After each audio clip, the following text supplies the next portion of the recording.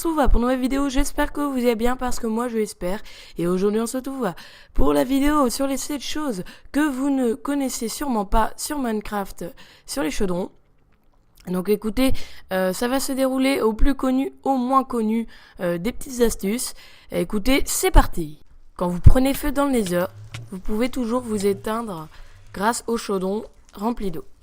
Mais cela diminuera l'eau du chaudron.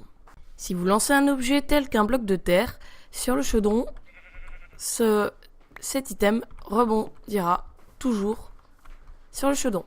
Si vous mettez de la couleur dans une bannière et que vous vous êtes trompé, vous avez juste à faire clic droit dans un chaudron avec de l'eau. Cela diminuera l'eau dans le chaudron et enlèvera la tache qu'il y avait sur la bannière.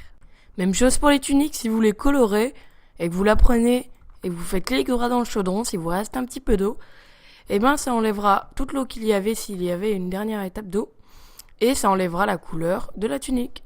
Si vous laissez un chaudron sous la pluie, normalement ce chaudron se remplira au bout de quelques minutes sous la pluie. Si vous tirez sur un chaudron avec un arc enchanté flame, cela diminuera l'eau du chaudron. À prendre en compte qu'il faut bien viser au milieu du chaudron et qu'il n'y a pas de pluie, sinon ça va éteindre la flamme. Si vous essayez de mettre une flamme sur le chaudron, ça ne marchera pas et usera votre briquet. Mais si vous faites Shift et mettez une flamme, cette flamme apparaîtra et disparaîtra à la seconde où vous l'aurez mis.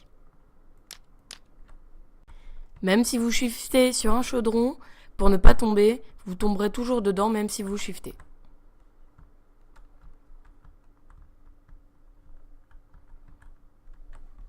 J'espère que cette vidéo vous aura plu sur les 7 choses que vous ne savez sûrement pas sur les chaudrons.